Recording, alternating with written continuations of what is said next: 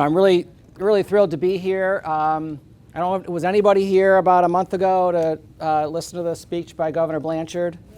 Yeah, wasn't that great? He didn't pay me to say that, but I'm going to tell him at Thanksgiving that I gave him a shout out on how much everybody appreciated it. I'm also going to tell him I have more people here. He won't know because he's not here, but he won't be surprised. He's a big supporter, and it's really great. And of course, that's a large part about where I developed my interest in public service, as it comes from my family's interest in public service. My dad served in, worked in the state government, worked in provincial government in Ontario, and that type of service is important. If you come to the township, you'll also see lots of other sort of legacy service. Our fire department is full of people who are sometimes second or third generation firefighters. Same with police officers. We really need and have to encourage this type of local public service.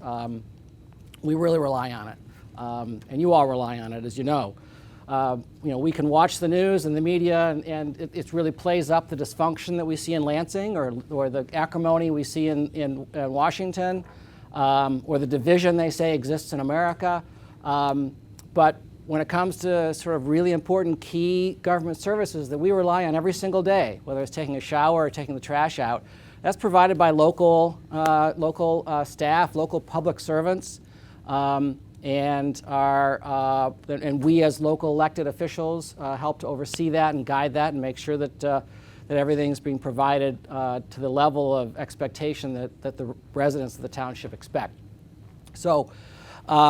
That's my first big shout out about how important it is of all of these roles that you see and how hard they really work at customer service in Bloomfield Township and throughout the other townships and cities that exist. So I want to thank you for the opportunity to be here. The League of Women Voters and clerks are engaged in the same mission, protecting voting rights, protecting democracy, and I want to thank you for all of that work. It's pretty amazing, the 16 forums that you all have done. I've been a candidate for 2 of them before. My first one was in 2005 when I was running for school board, and I had an excellent coach to help me for the League of Women Voters event. Her name was Jerry Rinsler. Jerry was on the school board at that time, and boy was she helpful. And there's so many people that like her that helped me sort of transition from being a lawyer practicing law to engaging in public service, which I really personally value, and it's just an honor to have this opportunity, whether it was to help protect public education or protect democracy. You are doing the same thing, right? You're not complaining or whining or just posting on social media. You've gotten involved. You're involved in the League of Women Voters. You help to run forums. How many people worked election in the last couple of years? So you're working elections. I mean, that's just the passion that we need, whether it's in a club or running for office or encouraging people to get involved in public service. So thanks very much for that. And I look forward to your continuing assistance in elections, whether it's in Birmingham or Bloomfield or anywhere else. So I want to talk about sort of 2 general areas. The first one is kind of the big picture about elections and what makes them so secure and why our voting rights are protected. And then 2, a little bit more about trust, which is the currency of our government, and our democracy. And I'm certainly happy to take questions and respond to those. They may be more detailed than some of the things I'm going to talk about here. I was asked to come and talk about, it said, speak about the process and procedures that provide safe, secure, and accurate elections. So that's like a 2-day presentation over 48 hours. I'm going to try to give you something in like 20 minutes or less. Now I think I have 15 minutes. So since I'm a lawyer, you all are in trouble because I could talk all day. As our judge in the back knows, she maybe could help control me. Do you have a gavel? Maybe you could gavel me down and say, "Counsel, you've spoken too long. Your time is up." But so first part. With regard to elections, I want to focus on 5 big picture concepts. First is the collaboration and work that all clerks do throughout the state of Michigan. Second is about our community-based elections and how they're run on a community neighborhood-based system. Decentralization of the election process here in Michigan and throughout the country, the openness of our process, and the continuous improvement that we're engaged in all the time. There's lots of detail that go into running an election, but those are some of the big picture things I want to focus on. You know, I ran for clerk because I think democracy is the founding principle of our country. And what do I mean by that? I mean, what is democracy? And you know, elections are really only one part of that. There's a lot more that goes into a functioning democracy than the elections. And that's going to be more what I talk about in the second part of this. But elections seem to be the target du jour these days when questioning whether or not democracy is functioning. When it comes to clerks, you know, I'm elected to this position. It's my second term.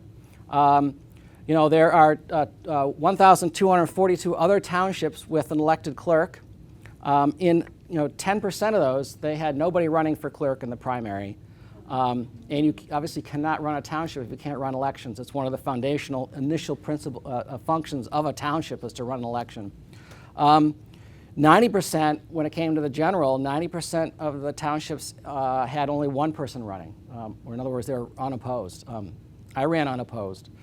There was an individual who did a write-in campaign, but of course that's unlikely to be, was not serious. You know, the other thing is that cities also have clerks. Most cities are appointed by the commission. Some larger cities are run for office. Southfield, for instance. Southfield clerk is elected. That's an election, if you're wondering about what's going on. I mean, that election for clerk is this November 4th. It's coming up. It's really an important election. I hope to talk about that a little later, too. Of course, there's 83 counties, and they each have an elected clerk as well. And on top of all of this, we've got our Secretary of State, Jocelyn Benson. The people who are in these roles, you know, it's really a critical thing. As a lawyer, I see myself sort of as an advocate for the profession and those that are involved. I've had the opportunity to meet you know, hundreds of clerks at dozens of statewide events where we're talking about running elections and doing it in a smooth and secure and accurate way in conformance with the state requirements and the instructions of the Secretary of State. That's actually a lot of stuff. I mean, 15, 20 years ago, it was a little easier, a little sleepier, but the dedication was just the same. And I really want to give a shout out to the clerks that have been doing this for year after year after year, putting forth the effort to make sure we have trustworthy elections that are accurate and that everyone has access to. The other thing too is that clerks who are elected are running in a partisan ballot. And there's no rhyme or reason to that the state decides which offices are partisan. And township offices have been determined to be partisan. I don't think that makes a lot of sense. I think most of the township offices are just here to provide services, and the partisan affiliation is not that important. Strangely, there was a bill that was introduced in the House recently to change the school board to a partisan ballot, which is exactly the opposite direction we should go. I'm pretty sure it won't go anywhere, even if it passes the House. It hopefully won't go any farther than that. But, you know, they're really wrong-headed about that whole concept. So, you know, the other thing I want to mention too is that, you know, I came into this job. I don't really know how to run an election. You know, I've been now doing it for 5 years, and I'm pretty good at it. But the person who's really good at it is my deputy clerk. You know, this has been her career. She's worked through the township for a long time, and you know, having a good clerk that you support is important. But even more than that is the clerk has a great team, and because we all rely on the long-term knowledge base that comes from those dedicated public servants. So besides my deputy Dina, I have an election specialist who, you know, is a recent graduate from Michigan, but started working elections in high school for her local clerk and fell in love with it. And her passion is just running elections. And then 2 other people in my office too. And sometimes when there's not an election, we're busy doing all of the normal other tasks. And when there is an election, we're busy doing 2 jobs. the election and then everything else that requires our attention, because none of that stops when we're running an election. So really a big shout out to all those folks that are involved in running an election that you don't necessarily see, that are committed to this process and aren't the head of the office such as myself, but without those kinds of folks, the accuracy and fairness of elections would be severely compromised. I also want to mention too is with regard to those positions, they are all on-the-job training. There is not an academy for election officials. If you get a master's in public administration at Oakland or Michigan, there is not a single class on election law, not one. And we've really got to start to change that. And I have been in conversations with Oakland University about that, to add a class to their master's in public administration, and maybe we'll go that direction. But this is a system of learning as you go, an on-the-job training system. It does require people to get involved and spend a career doing this because of the intricacies of running an election.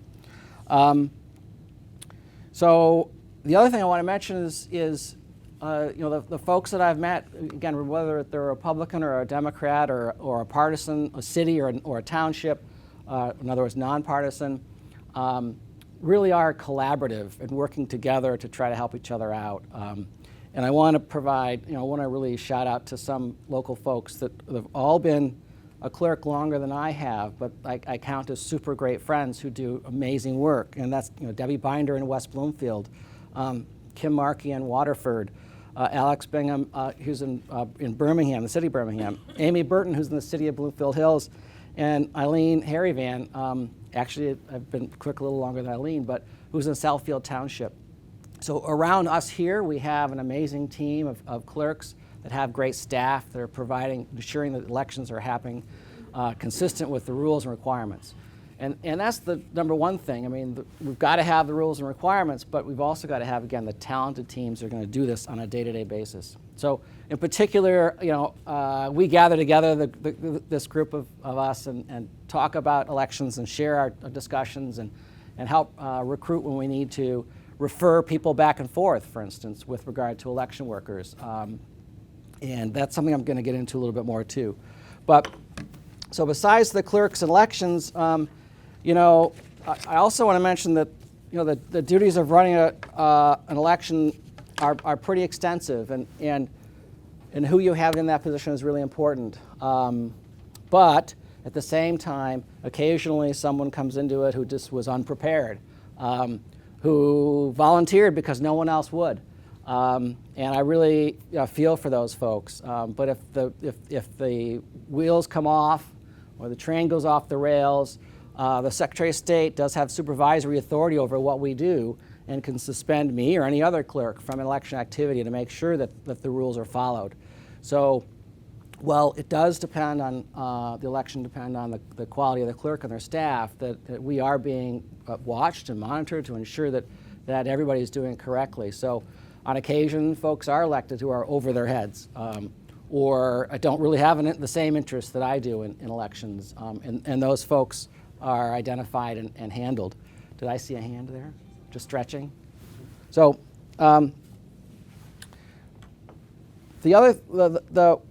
as far as clerks go and our part in this process, what can you do is a question that kind of sort of comes up.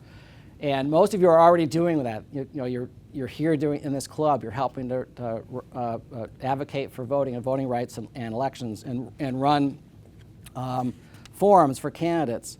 But also, stay involved with your clerk. Continue to work elections. One of the key things with that is we have to have, as best we can, a balance of Republicans and Democrats, major party representatives in each precinct. And depending on the year, it can be harder for one or the other. So the flexibility of our volunteers is really important. Can we use you in precinct 1 or precinct 2, precinct 3 or 4? Will you be willing to step up and become a co-chair and those sorts of things? Howard is co-chairing a precinct for us on Tuesday. Thank you, Howard. I appreciate it. So tell your friends about it too, because we're happy to. If I have people come in my office who complain about the election, I put them on the job.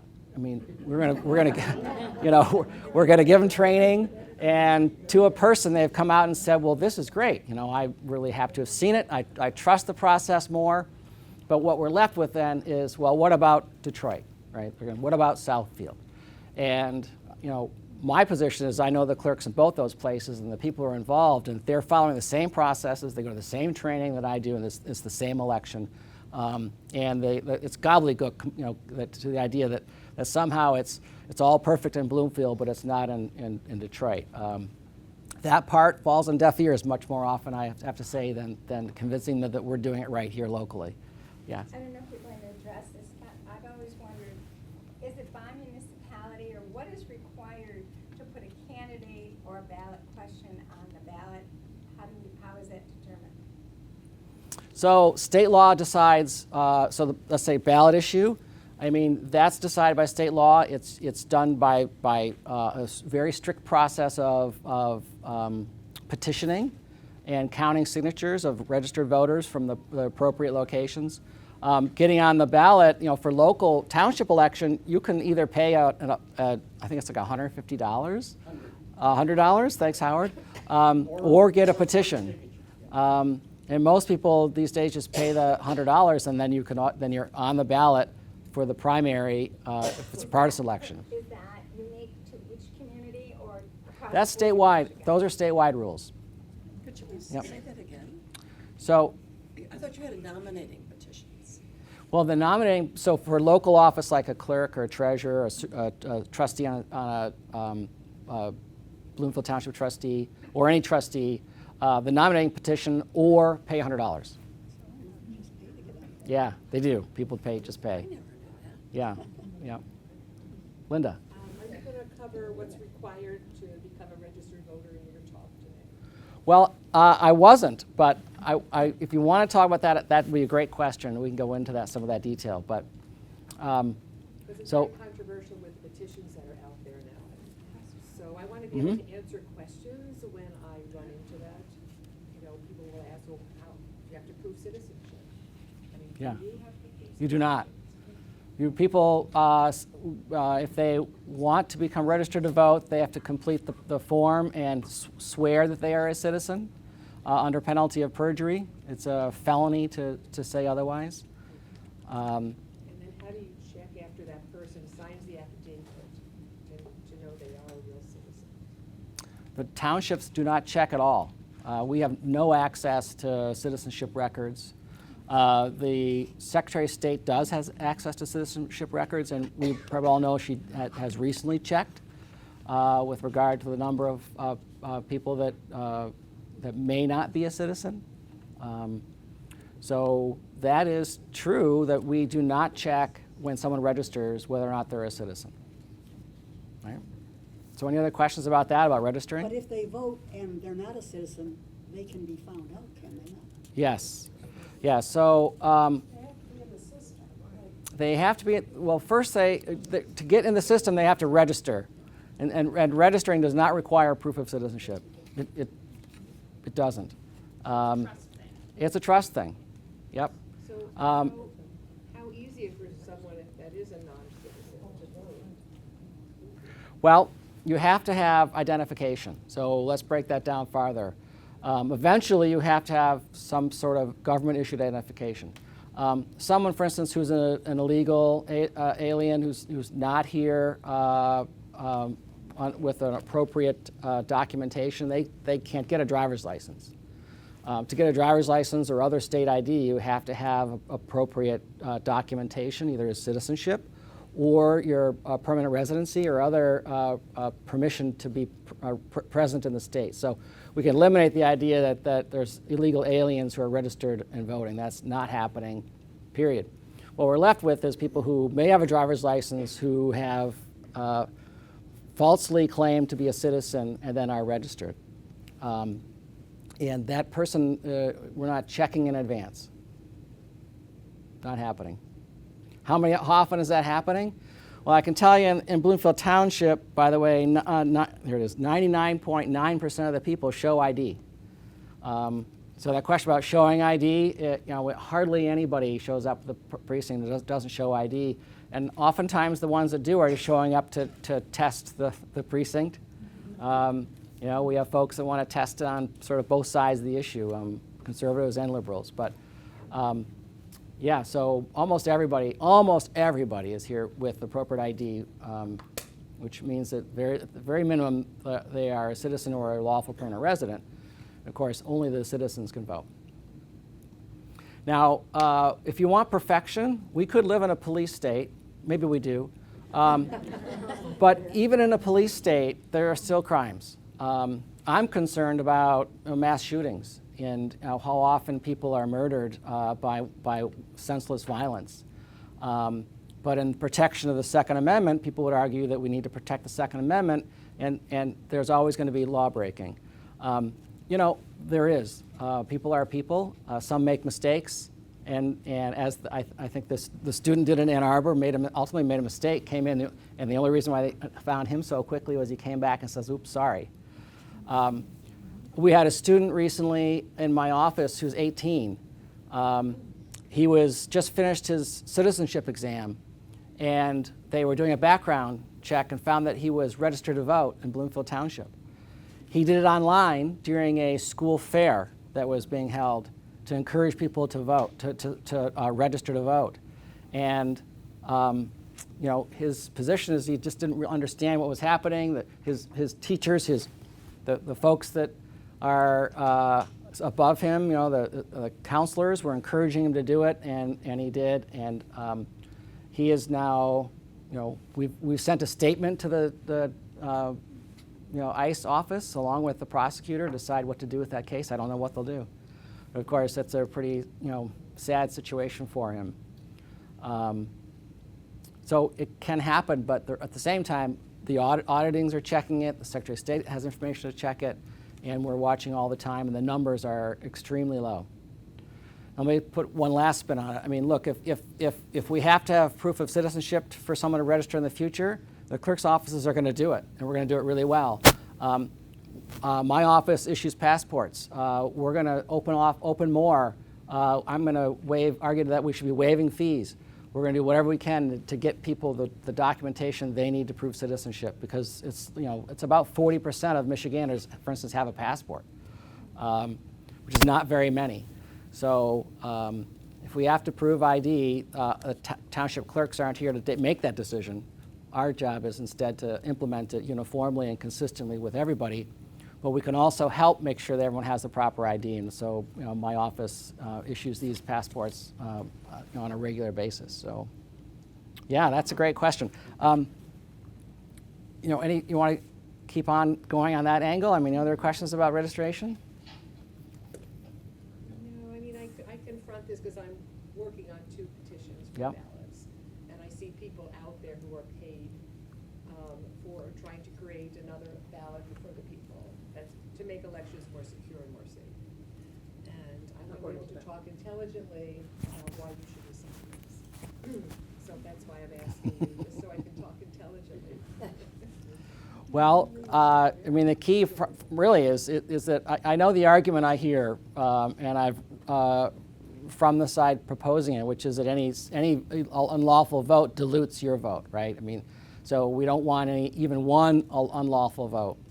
I guess my response to that is, right, I mean, is that I don't want one dead student in school. I don't want, so many other things we worry about as far as crime goes, and this one is not an important one. It's very small. So other people will be disenfranchised to save that one possible dilution. So it's, I'm going to tell you what I really think. I kind of think that petition drive's going to go somewhere, and people are going to sign it. And if that happens, as I said, the clerks will apply the rule, and we'll also work our butts off to ensure that people have the identification necessary. Now, all of them also are written that as far as future process goes. So to register, you would need it. There isn't a proposal I've seen that requires retroactive proof. So everyone who is currently registered, as I read those, is okay. It's about future registrations. So if you moved, for instance, from here to Houghton or, up somewhere up north and you re-register, then this law was passed, you'd have to have proof of citizenship. Can I just add? Yep. I was at the testimony, when these first were floating around last spring, I was at the testimony people were giving with Secretary of State Benson. She had pulled some people together who had done their online stuff. And one of the groups of people I had never thought about is if you're an adoptee in a closed adoption, you don't have access to your birth certificate. And they had people who were giving testimony that they can't even get passports to leave the country on vacation because they don't have legal access to their birth certificate. So that's a group of people that will automatically never be able to vote again. So there are people who don't have access, and you have to remind them that those people are gonna be disenfranchised, and that's not fair. You know, I never Yeah. know that, or never thought about that. I had never Yep. thought about that Yeah. either, but there was a woman giving testimony with Secretary of State Benson that she couldn't get a passport because she had a closed adoption and that she had no access to it. And she was fighting the clerk, the laws, the courts and stuff to have that access at least so that she could get a passport. But she hadn't had any luck, and it sounds like she'd been going at it for at least months, if not a year. So that was just, Yeah. if you need something, you can start with that one. Because that one really hit me hard, because I know people who've been adopted. Right, right. Which is the Right. intent of the petition drive. Yeah, yeah, exactly. Yeah. Disenfranchise people. True. They won't Right. say that, but that's the result. Yeah, and the size of the franchise and who's in and who's out is is one of the reasons why this organization exists, and is a constant battle, about who can vote. But yes, Well, Ann. one of the things that concern me is that there are a lot of people that might be registering at the last minute. There are. And all those people, what are they going to do? They'll be turned away because they don't have proof of citizenship. Yeah, I ran into a fellow, because I've been handing out a lot of these at all the protests and things. This was in Ferndale, and he said, Speak up. Yeah, Oh. we can't Oh, I'm hear That's sorry. right. Yep. Sorry. Just Ann and I talking here. No, I ran into a fellow in Ferndale at one of the protests, and I was handing these out. And he said that he lived in Ferndale for 60 years, but he didn't have a birth certificate because there was a flood in his parents' basement. I mean, it's so darn complicated to try to get some kind of ID these days. My niece, who's in Seattle, was married in Chicago. It took her 3 months to get her marriage certificate from Chicago to Seattle, so she could get a passport. So, I mean, this is going to be terrible. And, my niece is, educated and smart and all this sort of thing, but she had to contact the Chicago Marriage Department or whatever, certificate, over and over and over. So the average person voting, or what the last minute decides to vote, they're just not gonna be able to vote. This is incredibly complicated. Wow. Yep. If And you're if you- if you're a procrastinator, or you're waiting last minute, or if you have forms you can't get, it's going to be a problem. Putting women in a Right. More so. a weak position. When they change. Right. their- That is gonna be a Marginalizing problem. women who are married, that their birth certificates don't have their married name. And there is something in that I thought about, that you have to have then you'll have to have your marriage license too. And any divorce certificates. Right? Well, how many actual, non, or illegal voters have they ever found in a year? Howard's got it about right. Yeah. What is it? It's almost it's less than 1%. I mean, it's less than 0.5%. I mean, it's really teeny weeny small. It's a few dozen out of 25 million. 5.7 million in 2024 in Michigan. There were 5.7 million people voting, and there were fewer than 20 people that were illegal, legally voting. So it's minuscule. That's how we as an individual can get this across to everyone. Because people don't know that. They go out to these petitions and they think it's good and they sign it. That's why they need this. In Yeah. politics, if you're explaining your list, and unfortunately, it's very simple to say, non-citizens shouldn't vote. Okay, sign or vote. yes. It does sound simple. If you're explaining everything we're doing here, So one of the it takes ways that, 5 to 10 as minutes. a precinct delegate, someone that's also a mediator, one of the ways that I approach it is I say, first of all, do you understand who's behind this? This is not, is this a citizen-led initiative? It's being led by big money, and these people out there are being paid. So this is really not a citizen-led, for the people initiative. So that's one way of educating, letting people know who's behind this. But someone has to be standing next to that person. I did this, I was up in Grand Rapids for Art Prize, and there was somebody out there circulating petitions. And they were debating whether to sign, and I started to have a discussion about this initiative. And the circulator got so intimidated in my face that it was unbelievable. Now, because I'm a mediator, I have the skills to de-escalate, but he was really very, very. Or you're taking money out of his pocket because he's getting paid by the signature. So Yeah. it's very troubling. These circulators are not like us, they're being paid, and, I don't know how much they care about what they're doing, but. And you can, as a circulator, you can lie. Perfectly legal to lie. Yeah. Well, my concern too is that if you have like college students who are going to be voting in their college, and, and they're gonna register there, all of a sudden, they're gonna need all this proof. They're, maybe they were registered at home, but they're gonna, in grad school or wherever. And that's gonna really cause a terrible snag too. I mean, I'm curious, the clerks, I have heard or read, they have come out opposed to ranked choice voting. When are they gonna come out against this? Well, that's a great question, and I don't know the answer to that. The Michigan Municipal Clerks Association does have a legislative committee, and I don't know if they haven't taken a position. I'm not sure they will. As I said, it's a group of folks that are dedicated to applying the rules consistently to everybody, but sometimes we disagree about the rules. What's that committee called? Yeah. The Michigan Association of Municipal Clerks. Well, there are two organizations, the county clerk organization and Yep, there's a county clerk association too. and they have come out against it. Okay. Have they? The county Yes. clerks there? Ooh, that's About 2 weeks ago. interesting. The county clerks now? The county clerks Well, have come out there's against a it. talking point. I didn't know that. I thought it was just ranked choice voting. Well, there's local clerks, there's municipal clerks, and then there's the county clerks, Right.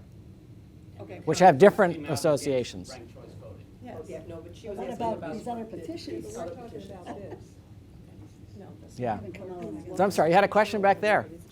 Yes, I mean, it's under the umbrella of disenfranchisement, but slightly different, and I guess I'm wondering your perspective. Jocelyn Benson has been in the news in the last couple of days because she feels strongly that it doesn't make sense to send personally identifiable information about Michigan voters to the federal government just because they don't think we've done a good enough job cleaning up our roles.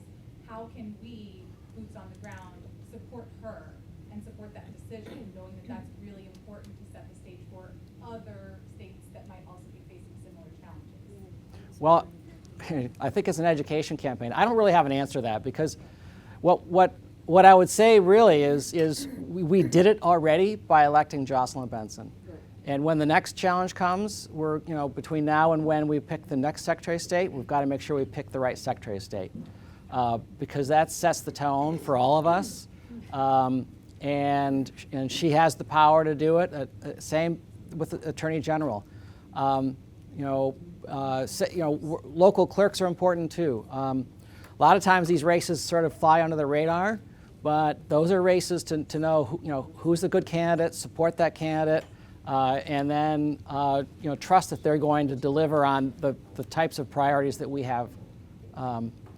So Jocelyn's doing a great job on that. I got to hand it to her. But what else we can do to support her? Just having her there was good.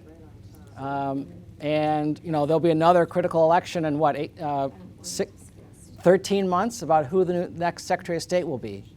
Those are a person who actually is on the November ballot is nominated by the party convention.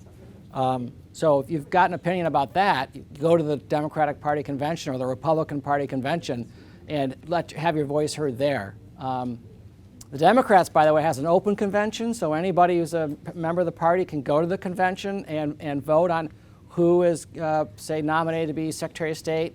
The Republican convention is a closed convention. You have to first be elected as a precinct delegate, and then only a subset of those get to vote in the convention. So it's more of a closed process. But those are, I can't emphasize enough about how important those votes really are, and how we could pay more attention to that, including your local clerk. I mean, who's running in Southfield? I mean, do you know who's running as a Democrat? Who's running as a Republican? Do you know there isn't a Democrat on the ticket in Southfield? But there is a Republican who is, questions the validity of elections. So those are really important things. We were working hard to try to get the Democrat, and it has to be a write-in. Right.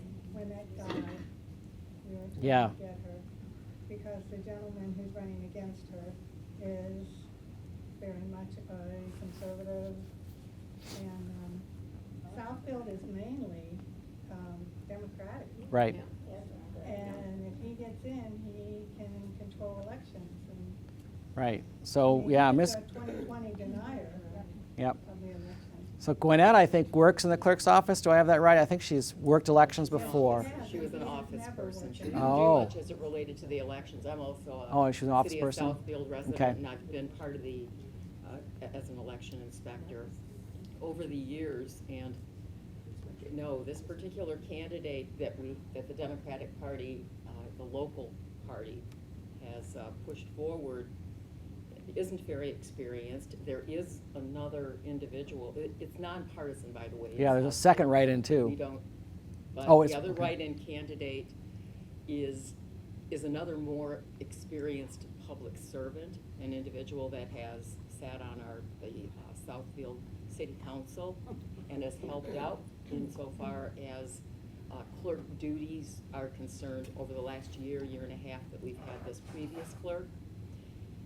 And to your point, yeah, the other individual who did fair and square, I guess, get on the ballot is evidently we have evidence that says that he is indeed an election denier from back in. Well, he's going to have by the way, if he This will be hard. If because he we've got a doesn't- split vote, to- as you said, with our Dems. Yeah. And if they that split might their vote, cancel them out. There's two. Yep. the denier gets it. And then the denier is gonna get in. Yeah. Well, all I can say about that is stay engaged there locally, right? And because if he's not following the rules, Secretary of State can suspend him from performing election functions. He's still in office until the term ends, but the election part could be protected. And he's going to quickly probably wish he'd never run for office if he's not prepared to follow all the rules. And I want to add one more layer to that too is state law is very strict with regard to these things. Each element, each duty put on a clerk to perform an election duty is backed up by a criminal penalty. If you don't perform any election duty, it's a misdemeanor. If you don't perform some of the more major or you engage in fraud, it's a felony. So it's not just a game. It's high stakes. It's super important. The Attorney General has brought charges against folks for this, and so even if he wins, keep the pressure on and make sure that the job's being done accurately. Also, go volunteer to work the election there, and that'll be really important. That who's on the ground doing this, because it's run by our neighbors and friends. So Mark, Yeah, Howard. how would that be audited? How would a member of the public know if someone in the clerk's office or the clerk himself or herself was doing it legally? Well, I think a lot of us know here because they've had prior experience. Or us, or how would that work? You could make a complaint. So if you've got prior experience, you've been in elections before, and you see things are not as expected, that's one way. The other way is there's additional education available. On the Secretary of State's website, the election officials manual, the same thing that the clerks would follow and have to learn and are tested on and obtain a certification, is posted on the Secretary of State's website. You can see what the rules are and come ready to address it or spot irregularities and then report them. But I'm saying is, how would a voter? I'm know saying what's an happening election behind- I'm saying behind closed doors? I'm saying an election worker. I'd encourage you to become an election worker in Southfield. Okay. And if you think that perhaps the rules are not going to be applied, you can spot those as an informed election worker and report them to there's a fraud division in the Secretary of State's office who takes complaints. So you mean we actually have to be kind of on the inside? That would be, I think, a great way to do it. Be on the inside. Work the election. But if he becomes clerk, does he have the authority to fire other people in the clerk's office and get his people in? The deputy clerk serves at the pleasure of the clerk, and that person would be appointed by, however long. There's no protection in that position. I don't know if the other jobs are union jobs or not, but if they're not, then they could also be terminated by the clerk. The city council could set up roadblocks to that if they wanted, so the city council could take over some of those discretions. And that'd be up to the Southfield City Council or another city council. Sometimes that happens. They'll take away the authority of the treasurer or the clerk or the supervisor to do certain things. So that's another place that they're charged with ensuring that the city council or the Bloomfield Township Board of Trustees are charged to ensure that the election duties are being carried out appropriately by the clerk. And that's another place to petition to make sure they are. Yes. So my concern is you're saying, we can kind of follow them or, but look what's happening. They're getting away with so much that I think they don't have to follow the laws and they know that. They can get around it. Look at the fake electors. Look at, everything that's been happening. It's getting worse and worse because we're allowed. But we can hold them accountable, just as what Martin's saying. Yeah. And then there's so many lawsuits that are being initiated, by our Attorney General or whatever. I mean, we can be there to hold, we can't give up hope. With regard to, I agree, and with regard to the clerk specifically, the Secretary of State has unfettered discretion to suspend someone from election duties. So that role is important, and informing her, making a complaint justified by the facts are really important too. Then she could act. Wouldn't need to go to court, any kind of thing. So if the clerk isn't doing their job, They could act the wrong way too. yeah. I'm just going to answer my own question. I just realized, be a challenger, be a poll challenger. And that way you can actually see and observe actually behind the table. And you can't actually change anything there, but you can then report after the fact if you see something that's going awry. That is absolutely another opportunity. Everywhere that we're handling ballots, by the way, is open for a challenger to be at. For instance, for the past 5 weeks, we've been issuing absentee ballots and processing them in my office. A challenger could be there in Southfield or in my office and observe that process. And the other one is the Board of Canvassers, being, Jim Treharn, who's here today. But Jim Treharn organizes the Oakland County Board of Canvassers observers. So that in this year, because it's a smaller election and not everybody's got things going, he anticipates it's only gonna go, 2 or 3 days. But in larger elections, it can go up to a week and a half. And we need people for that after the election.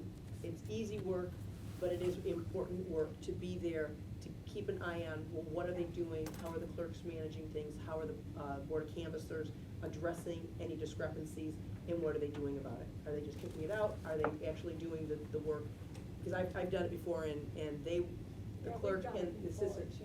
Yeah, and if there's a discrepancy, they go through ballot by ballot by ballot to find out what's going on until they can justify it. And then the Board of Canvassers looks at what they've done and agrees that, yes, it's good. And then those votes count or don't count depending on the outcome. But it's important for us to be there to see what's going on and know that, yeah, they're doing the right thing. I was really happy with what I saw. I thought it was interesting. That's a good question, because we have a high school student with us today. Is there an age limit to work in the elections, and is there an age limit to be on the canvasser? You can be 16 and work as a precinct inspector. Otherwise, a qualification, with parental permission. Otherwise, typically the requirement is that you're a registered voter in the state of Michigan to work in a precinct. A canvasser, I can't tell you, I have any idea. And what about if this person wants to go be a poll challenger? It's different than a watcher, right? Yeah, so anybody could be a watcher. So a poll watcher is essentially a member of the public who wants to come in and view what's going on. If you go upstairs, for instance, in the early voting area, you can see a couple chairs and a sign out that says public area. Anyone can come in there and sit there and watch, paint dry all day long. If you're a challenger, you have to be appointed by a party or another advocacy group. And have credentials that are approved by the county clerk. So if someone just shows up and we check their, for instance, check their credentials. Yes. My understanding, and maybe you could correct me if I'm wrong, but the petitions now supposedly have a little box on the bottom as to whether or not the circulator is doing this for money or if they're a volunteer. It's at the top now. Is it top? Oh, okay. In very small print. Yeah. So it would be like a checkoff box whether Yeah. they're one or the other. Here's an So that- example. Yeah, Oh, okay, you've got Up something at the there. top here. yeah. And then the other thing too is if some of the circulators, this has been, going on for years, well, sometimes they're sloppy. They will just leave the petition on a table or counter somewhere and not pay any attention. Well, they're not supposed to do that. They're No, supposed to they're witness every supposed to signature. witness it. So if you see anything like that, take pictures. And on here, they've got a website for voters, not politicians. And you need to report them. There's a QR code, because that's more proof, hopefully, that would switch the minds of, or not, firm up the minds of some of the clerks and would decide that to throw out these bad petitions. I call them bad. Yeah, petitions. and ultimately that. You need to witness this and report it, and there is a Yep. QR code and also a website on the bottom. And this is a good resource. Please take one if you don't have one. Because it talks about the bad petitions, and so like you were wanting to know a little bit more, I think if you go to the site, you can find the answers to some of the questions. Oh, yeah, no, I have that with me. Yeah, Have you that's. gone to it? Yes. And it I'm, did- I'm part of Voters Not Politicians. Oh, okay, but But does. So I that's- wanted I just wanted Martin's kind of Oh, I see. Take on it. perspective on it and how he's. So- responded. I just seek a lot of information from different sources. Again, No, I'm just reading the top of this new language that was added, I think, over the last year or so. If the petition circulator does not comply with all the requirements of the Michigan election law for petition signatures, any signature obtained by this petition circulator on that petition is invalid and will not be counted. Yep. That's Another part, you probably all know this one, right? So if it's a petition for a candidate, you can only sign one candidate per office. So if there's multiple people trying to get on the ballot for a congressional district, you can only sign for one petition. If you sign more than one, they're invalidated. Is that a nominating petition? A nominating petition. Okay. Yep. So if there's multiple people running for clerk, you can only sign one of them, not more than one. And again, this goes down back to the Secretary of State. This is how key this is. So, Cross out duplicate petition in Yep. these petitions. I was under the impression at first, but Rochelle Rubin kind of told me this. If they accidentally sign twice, like I told them, I used to say, well, if you think you signed, don't sign again. But you can sign again because they will just cross a line through the second one. And I didn't. if they do that level of check. Good to know, because I'd rather have someone sign twice than not signing at all. The second one, right? So the first one counts. Yeah. That's right. So besides the idea about citizenship, another thing going on at the federal level that I think is really important is the mid-decade redistricting. Right, so that's a super important issue I want to just talk about for a second, because look, I mean, the ability to predict and draw districts is used to be just sort of more of a guess where's the wind blowing, but today the technology is so great, they're basically deciding the outcome of the elections before we vote. So that to me is one of the bigger concerns I have with regard to whether democracy is really being carried out if they know the outcome before we even show up at the polls or before we even register because we're a citizen or not citizen. It really disrupts the whole process. And when I think about democracy, that's just one part, right? There's the voting part. That actually happens to be the most transparent, most accurate, most reliable part of the democracy, cornerstones. The other one, like districting, they really mess with us. They're trying to predict outcomes before we even show up. How money is spent on elections, another big important area. I mean, one person gave so much money, he may have actually swayed the election towards Donald Trump. Then the other is the size of the franchise. And then lastly, free speech and campaigning. All those things are sort of cornerstones to democracy, because what do we want to get out of our election? We want our voices to be heard accurately. And if election day, again, election day is the most accurate, open, transparent part of the whole thing. Why someone would attack that, I don't know, because it is super reliable. But democracy is being undermined before you even show up by these redistricting efforts, by unlimited dollars, corporations that have First Amendment rights, and all of those other things that start to disrupt our voice before we even get a chance to express it at the ballot box. The last thing I want to say is this, which is, if I watch the news, and I don't really watch much news, or even if I listen to NPR, I'm a huge NPR fan. Who's an NPR fan? Okay, who gave money this last fall to WDET? Yay, great, give more. They're really amazing source, but we're all of us Americans, all of us people here, I mean, or elsewhere, we're more similar than we're different. And whether it's social media or the news or candidates or the President of the United States that wants to divide us, we can't let that happen, because we're really almost identical. We all have the same interests and needs, and if we can get out there and just know that we're not as divided as everyone wants to think we are, and to my family-in-law are all Trumpers, but we can still talk about it. And that's okay too. Disagreement is okay. And it's part of the process of building trust, because trust is the cornerstone of everything. And we need to keep on building that as members of this group, as citizens of the community. And me as an elected official, the currency of government is trust. It's very difficult to earn and super easy to give away. And so it's something I just wanted to close on. I'm happy to answer any other questions, but I don't want to fall into that. I'm more hopeful than anything, and I'm positive about how the fact that we really are all together on this mission here, and we're all much more similar than we are different, and try to focus on that. So, thanks for having me. Appreciate it. Thank you for all you do.